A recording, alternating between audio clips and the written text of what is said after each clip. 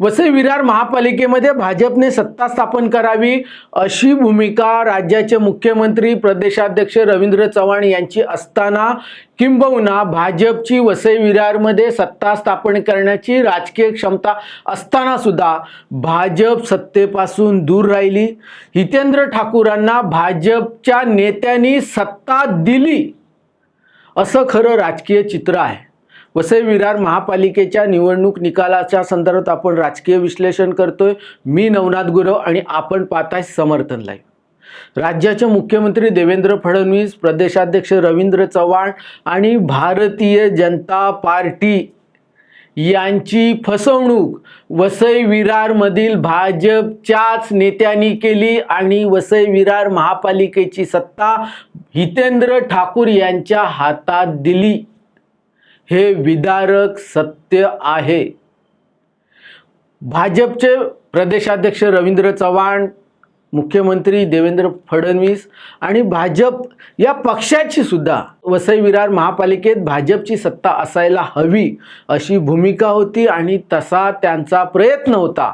परंतु प्रदेशाध्यक्ष रवींद्र चव्हाण हे इतर निवडणुकीच्या प्रक्रियेत व्यस्त राहिले, याचाच गैरफायदा भाजपच्या वसईतील स्थानिक लोकांनी घेतला, ज्यांनी भाजपसाठी प्रयत्न करायला पाहिजे होते।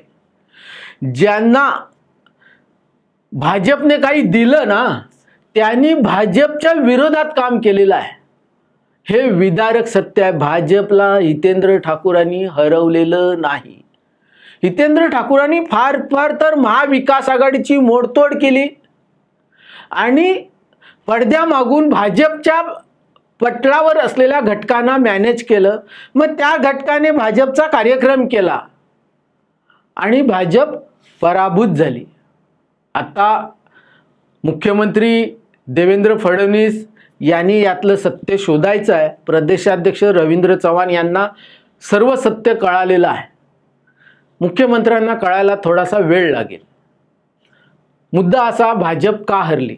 एक तर भाजपने स्वबळावर ही निवडणूक लढवायला हवी होती। शिंदेच्या शिवसेनेला सोबत घेण्याची भाजपला गरज नव्हती। सुदेश चौधरी वगळले तर मेरिटवर निवडणूक लढवण्याची क्षमता असलेला उमेदवार शिंदेच्या शिवसेनेकडे नव्हताच मुळी। कारण शिंदेच्या शिवसेनेचा आणि वसई विरारमधील सामाजिक कामाचं काही सुतराम दूरचा सुद्धा संबंध नव्हता। बेकायदा बांधकामं आणि त्यातला मिळणारा लाभ याच्या पलीकडे शिंदेच्या शिवसेनेच्या कार्यकर्त्यांचा काही संबंध नव्हता। तरीही हितेंद्र ठाकूर यांच्या फायद्यासाठी शिंदेच्या शिवसेनेच्या नेत्यांनी भाजपकडे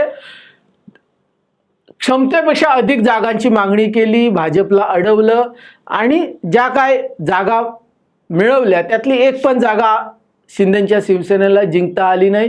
त्याचाच फायदा हितेंद्र ठाकूरांना थेट झाला। स्वबळावर भाजपने निवडणूक लढवावी असा आग्रह भाजपच्या पदाधिकाऱ्यांनी पक्षाच्या नेत्यांकडे, प्रदेश कार्यकारिणीकडे, मुख्यमंत्र्यांकडे असा प्रस्ताव ठेवला नाही।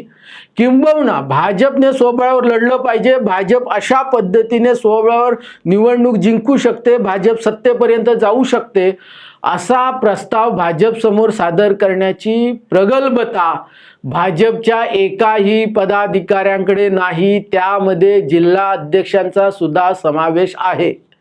तेवढी राजकीय प्रगल्भताच भाजपच्या पदाधिकाऱ्यांकडे नव्हती।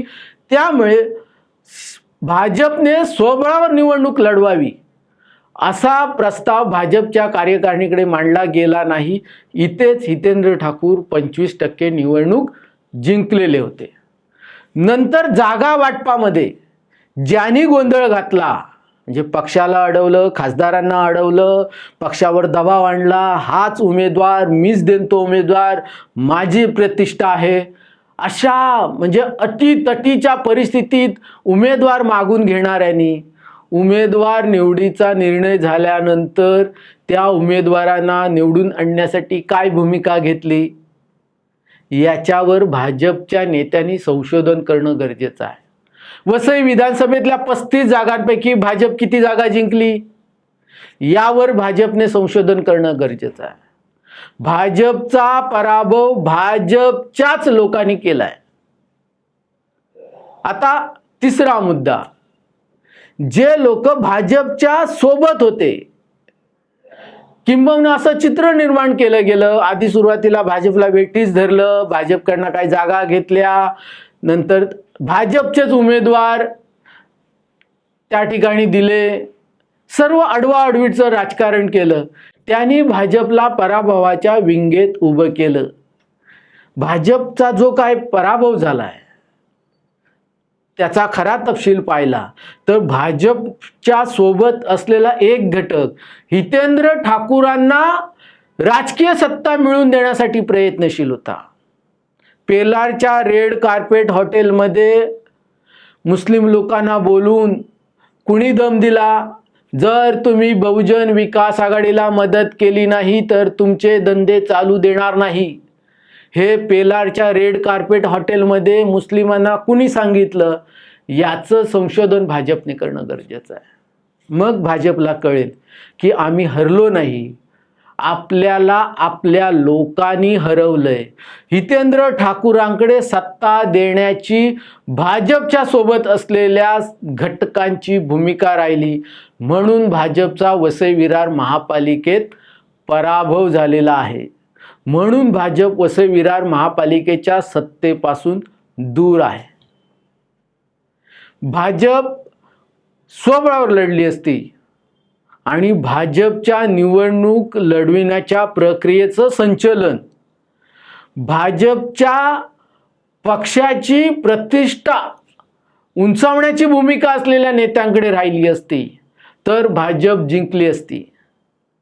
भाजपने ज्यांना पक्षाचे लाभार्थी उभं केलंय ना, त्यांनी भाजपला वसई विरार महापालिकेच्या निवडणुकीत संपवण्याचा कार्यक्रम केलेला आहे. त्यामुळे भाजप आत्ता या सगळ्यातून काय चिंतन करते, पुढच्या विधानसभा निवडणुकीपर्यंत भाजप राजकीय पटलावर काय बदल करते, यावर भाजपचं राजकीय भविष्य अवलंबून आहे. हितेंद्र ठाकूर यांच्याकडे या वसई विरारला नवीन विचार देण्याचा कोणताही विषय उरलेला नाही. हितेंद्र ठाकूर फार तर महाविकास आघाडीशी छळकपट करू शकले, परंतु वसई विरारला काहीतरी हितेंद्र ठाकूर नवा विचार देतील, नवा आयाम देतील, हे शक्य नाही. कारण वसई विरार महापालिकेची निवडणूक लढवताना एकेका उमेदवाराने 4 कोटी 3 कोटी रुपये खर्च केलेले आहेत. आता जे जिंकून आलेत, काही अंशी भाजपचे पण त्याच्यात आहेत, हे जिंकून आलेत, हे काय संत आहेत, सामाजिक कार्यकर्ते आहेत, चळवळीतले नेते आहेत. हे 4 कोटी जे खर्च केलेत ते काय दानपेटीतले खर्च केलेले आहेत. हे तुमच्या आमच्या कराच्या पैशातून लुटून पुन्हा त्याची भरपाई केली जाणार आहे. हितेंद्र ठाकूर यांनी अर्शद चौधरी नावाचा उमेदवार पेलारमधून जिंकून आणलाय. तो काय समाजसेवा करणार आहे? बेकायदा बांधकामं अक्षरशः आता सुरू झालीत. ऋषित दवे, मनीष ठाकूर आणि अर्शद चौधरी हे आता बहुजन विकास आघाडी चालवणार आहेत. एकूण परिस्थितीत हितेंद्र ठाकूर काय फार मोठं सामाजिक सेवा करतील, वसई विरारची अशी परिस्थिती राहिलेली नाहीये. मुद्दा असा आहे, भाजपमधील काही मोजक्या लोकांनी 2, 3, 4 लोकांनी भाजपचं हे नुकसान केलंय. त्यामुळे भाजप सत्तेपासून दूर राहिले. वसई विरार महापालिकेच्या निवडणुकीच्या निकालाचं आपण विश्लेषण पाहतात. या विश्लेषणाबद्दल आपली काय प्रतिक्रिया आहे ती कमेंट बॉक्समध्ये न चुकता कळवा. धन्यवाद.